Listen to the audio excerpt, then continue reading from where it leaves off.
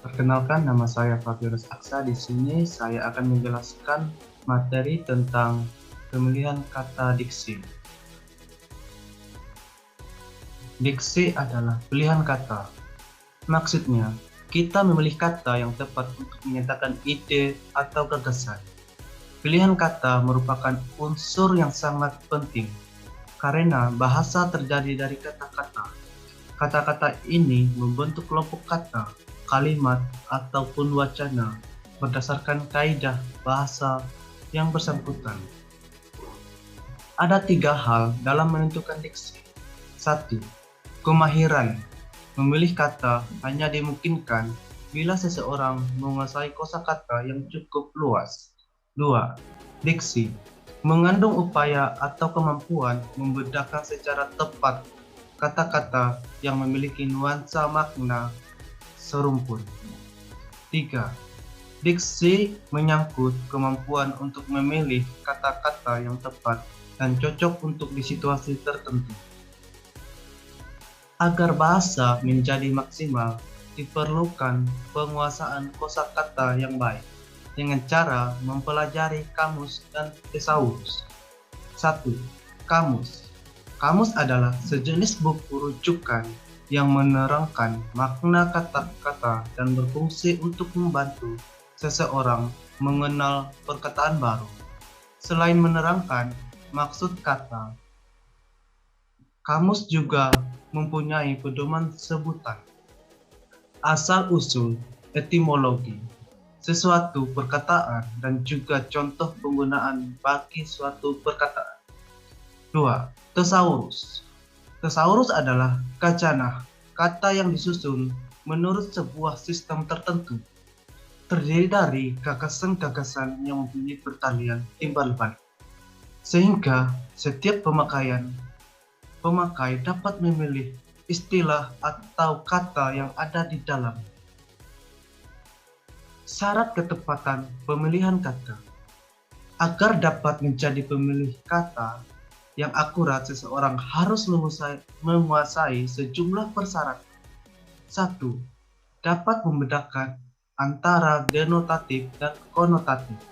2. Dapat membedakan kata-kata yang hampir bersinonim. 3. Dapat membedakan kata-kata yang hampir mirip dengan ejaannya. 4. Dapat memahami dengan tepat makna kata-kata abstrak. 5. Dapat memakai kata penghubung yang berpasangan secara tepat. 6. Dapat membedakan antara kata-kata yang umum dan kata-kata yang luas, yang khusus. 1. Kata yang bermakna denotatif dan bermakna konotatif. Makna denotatif adalah makna dalam alam wajar. Makna wajar ini adalah makna yang sesuai dengan apa adanya. Contohnya, kata makan dalam makna denotatif berarti memasukkan sesuatu ke dalam mulut, dikunyah dan ditelan.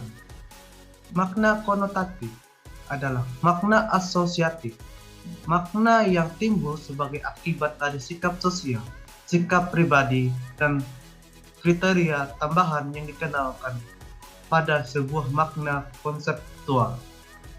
Contohnya, kata makan dalam makna konotatif berarti untung atau pukul. 2. Kata bersinonim.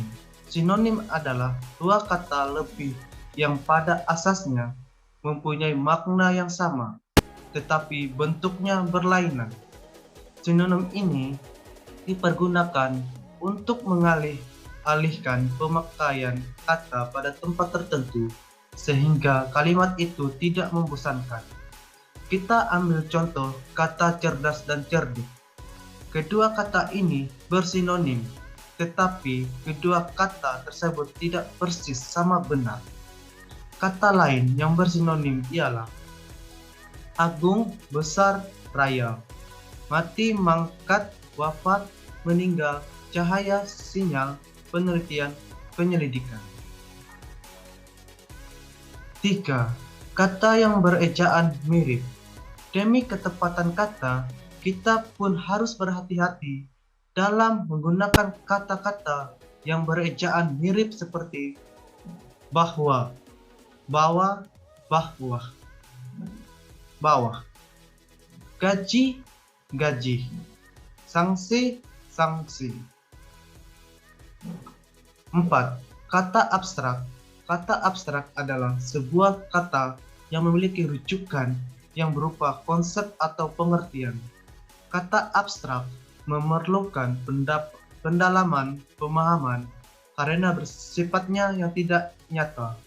Contoh kata abstrak: kaya, miskin, kesenian, kerajinan, demokrasi.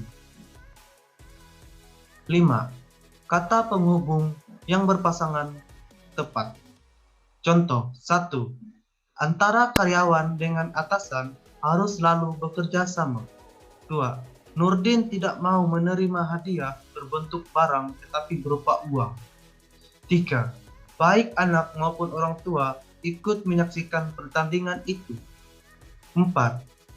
Bukan Imron yang tidak bersalah, melainkan Husain yang telah melakukannya. 6. Kata-kata yang umum dan kata-kata yang khusus.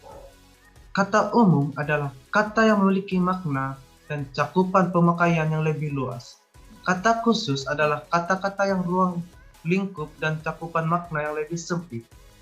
Cakupan contoh kata umum dan khusus.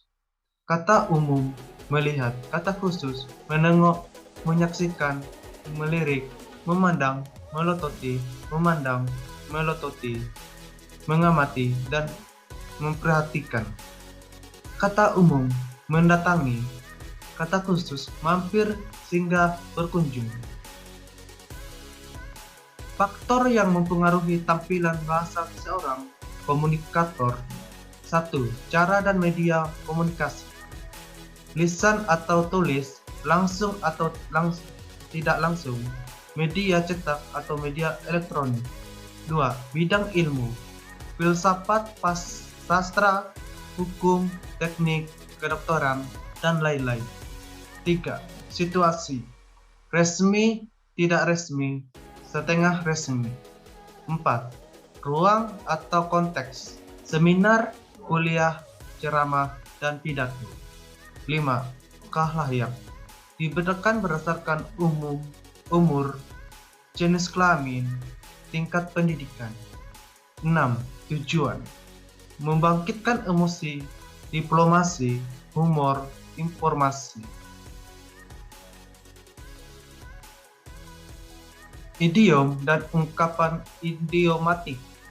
Menurut Moeliono 1984.2.177, idiom adalah ungkapan bahasa yang artinya tidak secara langsung dapat dijabarkan dari unsur-unsurnya.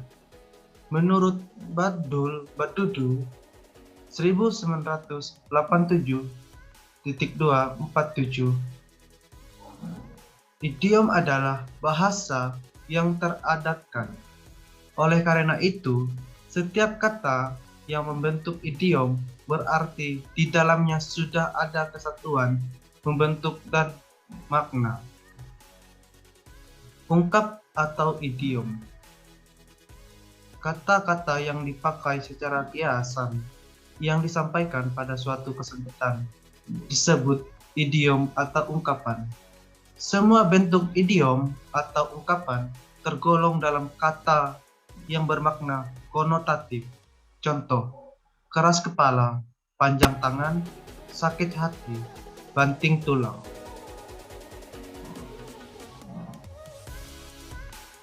Gaya bahasa. Gaya bahasa atau langgam bahasa dan sering juga disebut majas adalah cara penutur mengungkapkan maksudnya. Banyak cara yang dipakai untuk menyampaikan sesuatu seperti 1. Memakai perlambang, majas, metafora, personifikasi. 2. Menekankan kehalusan, majas, eufemisme, litotes, dan lain-lain. Sekian presentasi dari saya. Jika ada kurang dan salah kata, mohon maaf.